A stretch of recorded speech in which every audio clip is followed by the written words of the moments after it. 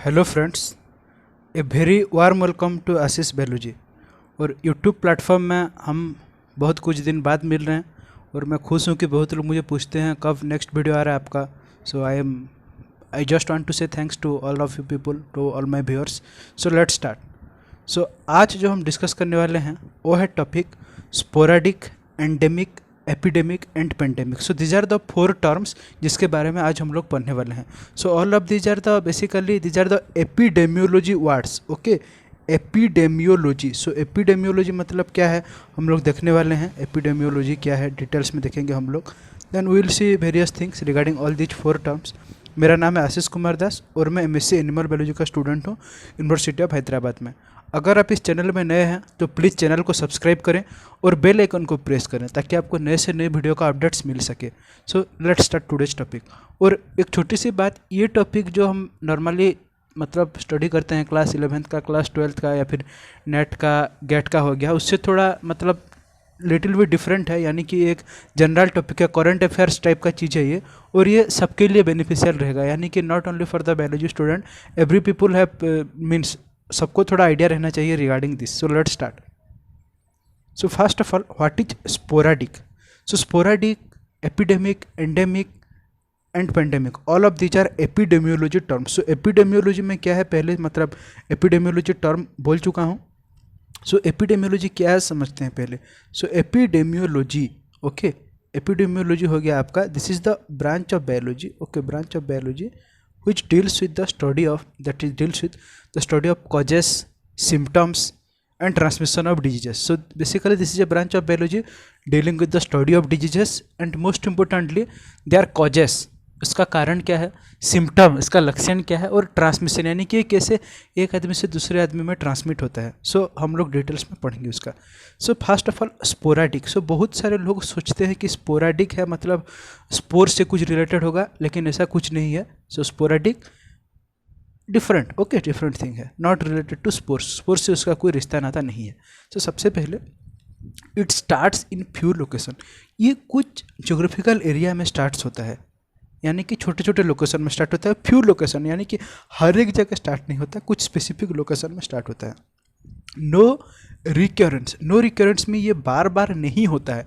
No रिक्योरेंस means बार बार repeat नहीं होता है, मल्टीपल टाइम्स ये रिपीट नहीं होता है। Okay, then this is restricted to narrow geographical area. यानी कि नैरो जियोग्राफिकल एरिया मीन्स हो गया आपका विलेज हो गया या फिर हो गया आपका डिस्ट्रिक्ट हो गया, ऐसे छोटे छोटे प्लेस में ये रेस्ट्रिक्टेड होकर रहता है। Okay, and this do not spread much, यानी कि एंटायर कंट्री में या फिर एंटायर वर्ल्ड में ये स्प्रेड नहीं होता। So this do not spread much and this usually leaves after a shorter duration of time, it leaves. Okay, shorter duration of time ये चला जाएगा छोड़ के, यानी कि इन्फेक्शन से बच जाएगा मतलब human beings. Okay, so example है आपका प्लेग जो कि कॉज होता है, दैट इज बाय एस्टेनिया पेस्टिस, टिटानस है, ओके, रेबीज है आपका। So all of these are the sporadic diseases. Okay, so these are the terms, that is the specific points of the sporadic diseases. Now यहाँ पे आते हैं transmission. Okay, सो मैं यहाँ पे जो that is little bit pinkish type का है, आप बोल सकते हैं इसको। सो इसमें मैं जो दिखा रहा हूँ ये मान लीजिए आपका अफेक्टेड एरिया है, ओके, अफेक्टेड रीजन है। और मैं जो ये ब्लू में दिखा रहा हूँ, डॉट्स जो दे रहा हूँ मैं, ये सब है आपका अफेक्टेड पॉपुलेशन में, it met B. Okay, so यहाँ पे क्या होता है, ये एक स्पेसिफिक जोग्राफिकल एरिया है, मैं इसको कंट्री कंसिडर कर रहा हूँ। सो ये जितना सारा आप स्पेयर देख रहे हैं सब यहाँ पे एक एक छोटा छोटा कंट्री आप लोग मान लीजिए। ओके, डिफरेंट एरियाज़ का मैं शो कर रहा हूँ, to show different countries. Okay, so क्या होता है यहाँ पे ट्रांसमिशन नहीं होता है, यानी कि ऐसे मतलब आप सोच रहे हैं ट्रांसमिट होता जाएगा, नहीं, ये ट्रांसमिशन नहीं होता है। यूजुअली शॉर्टर लोकेशन में, डिस्ट्रिक्ट में हो गया, विलेजेस में ये रहता है, और कुछ समय बाद ये मतलब आफ्टर फ्यू ईयर्स आप बोल सकते हैं ये छोड़ के चला जाता है, और कुछ महीने के बाद ये इसको फेवरेबल कंडीशन नहीं होने से ये डिजीज अपने आप चला जाता है, यानी कि मेडिसिन के बाद चला जाता है। और इसमें ट्रांसमिशन मतलब ट्रांसमिशन का जो ये है चांसेस है बहुत कम रहता है। Then come to your endemic. So endemic नाम से पता चल रहा है restricted to one country. Endemic species आप लोग पढ़े होंगे इकोलॉजी में। So often restricted to one country. Recurrence यानी कि इसमें रिक्योरेंस देखा जाता है, this occur several times and this do not leaves easily. Easily ये लीव नहीं होता है, सेवरल टाइम्स बार बार होता रहता है ये disease. Then degree of severity can be measured through models, यानी कि वेरियस मॉडल यूज करके हम इसका डिग्री ऑफ सिवियरिटी मेजर कर सकते हैं। और जब तक ये मतलब ये डिग्री ऑफ सिवियरिटी जो हम लोग मेजर किए हैं, मेजर्ड लेवल के अंदर अगर रहेगा ये, तब तक ये कंट्रोल में रहेगा। यहाँ पे एग्जांपल दिया हमें, देखिए मलेरिया। मलेरिया हमेशा होता रहता है नॉर्थ अफ्रीका में। Every year few peoples dead due to malaria in North Africa. So this is endemic disease. What are the terms यहाँ पे देख सकते हैं, restricted to one country, recurrence होता है यहाँ पे। This do not live easily as contrary to the that is your sporadic. Then degree of severity can be measured through models. degree of severity measured किया जा सकता है, and within the measured level they are safe, यानी कि safe मतलब control में रहते हैं। इसी कॉन्टेस्ट में मैं बोल रहा हूँ यहाँ पे। सो मलेरिया है आपका नॉर्थ अफ्रीका। देन यहाँ पे फिर मैं वही डायग्राम यूज करके यहाँ पे हमको समझाने का कोशिश करूँगा। सो मान लीजिए ये मतलब है अगर जोग्राफिकल लोकेशन। सो एक कंट्री में ये मतलब आपका डिजीज जो है ये रेस्ट्रिक्टेड होकर रह रहा है। These are the various population which are affected with disease. So within a country it is restricted. This is not spreading. Usually this do not spread. Okay.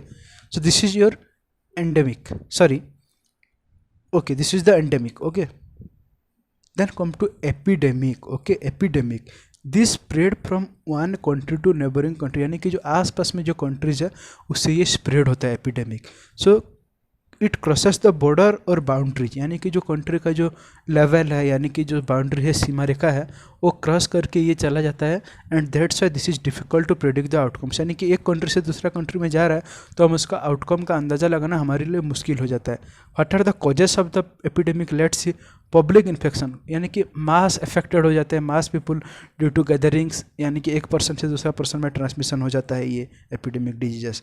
Public infection यानी कि one person to another person. Then fixed source region, यानी कि कोई एक fix source रहता है, यानी वहाँ से टॉक्सिन रिलीज होता है, इन्फेक्शियस एजेंट।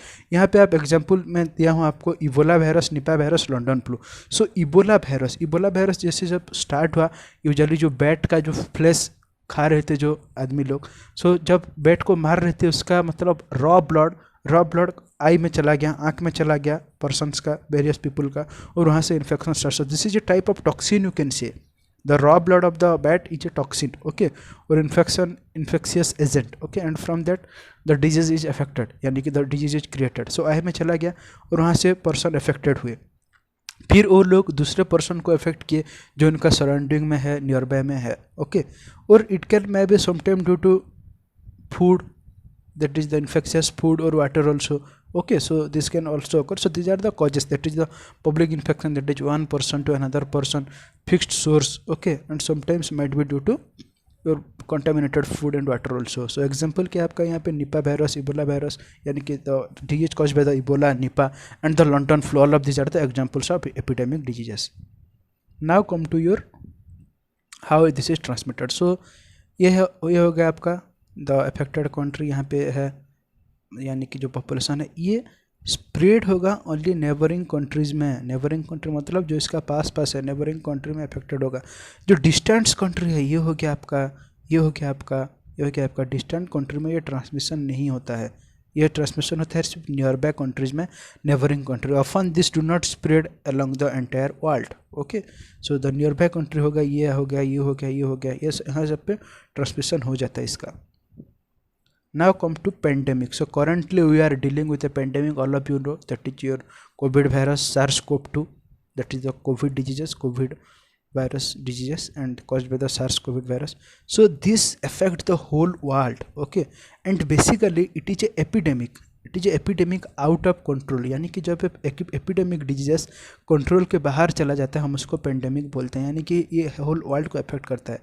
सो यहाँ पे कैसे कैसे इन्फेक्शन हो सकता है, बोथ फ्रॉम द सोर्स और from person to person infection, यानी कि स्पेसिफिक सोर्स से इन्फेक्शन हो सकता है, पर्सन टू पर्सन भी इन्फेक्शन हो सकता है। There are various models, okay, various that is the models regarding the pandemic diseases, that is Covid present scenario. Then it can spread more due to lack of people awareness, यानी कि people जब aware नहीं होंगे, सचेतन नहीं होंगे, जागरूक नहीं होंगे, तो इसमें ट्रांसमिशन का चांसेस ज़्यादा रहता है। This spread more due to lack of people awareness. So most viral diseases turns pandemic, बहुत सारा वायरल डिजीज पेंडेमिक हो जाता है due to lack of understanding, यानी कि पीपुल को मतलब आदमी को, इंसान को अंदाज़ा नहीं रहता है कितना हार्मफुल डिजीज है, समझ नहीं पाते हैं उसका molecular mechanism, that's why viral disease turns pandemic.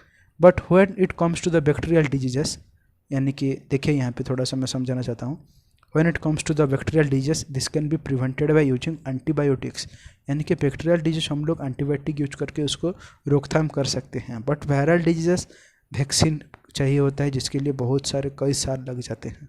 Viral disease को रोकने के लिए हमको वैक्सीन चाहिए, उसका प्रिपरेशन के लिए बहुत साल लग जाते हैं। And as you know virus are the non living creature outside the host, so they inside the host they modify their nucleic acid that is DNA RNA, and this makes the process, यानी कि the process of the vaccine preparation more difficult. Okay, vaccine preparation बहुत सारा difficult हो जाता है। So cross border transition यहाँ पे हो सकता है, मतलब एविडेंट है यहाँ पे। Cross border means one country का बाउंड्री से दूसरा कंट्री में ये इन्फेक्शन होता है। ओरिजिन फ्रॉम एपी सेंटर, यानी कि पेंडेमिक जहाँ से ओरिजिन होता है, शुरुआत होता है, उसको हम लोग एपी सेंटर बोलते हैं। जैसे कि आप लोग जानते हैं वुहान सिटी में हुआ था, चाइना का वुहान सिटी में हुआ था आपका, that is your what, AP centre of the COVID-19 diseases. And community spread is very high in case of pandemic, यानी कि एक आदमी से दूसरा आदमी अफेक्टेड होता है, community spread is very high. So अगर यहाँ पे हम लोग एक मॉडल यूज करके स्टडी करना चाहेंगे, सो मान लीजिए ये कंट्रीज अफेक्टेड है वायरस से, मान लीजिए ये चाइना हो गया या फिर वुहान हो गया, इससे पूरा एंटायर वर्ल्ड में अभी ट्रांसमिशन हो चुका है। Now news channel are showing 2 and 3 countries are affected, but if you see according to the UNO united nation organisation के हिसाब से नंबर ऑफ कंट्री थोड़ा कम है, 193 या 197 है अराउंड। सो उतना कंट्रीज अफेक्टेड है। News channel might be showing 2 and 3 countries, but all of them are not under the UNO recognition. So यहाँ पे आप लोग देख सकते हैं सारे कंट्रीज अफेक्टेड है, यहाँ पे ट्रांसमिशन हो रहा है सारे कंट्रीज में। So this is a pandemic, and pandemic is a epidemic when it goes out of control. Okay, so यहाँ पे सारे केसेस में यहाँ पे आप लोग सारे कंट्रीज में आप लोग देख सकते हैं। So all of these things we have discussed. Thanks for your watching. Thanks for your time. Always keep safe. Take care of your career. Take care of your family members. Stay safe. Thank you very much. Goodbye.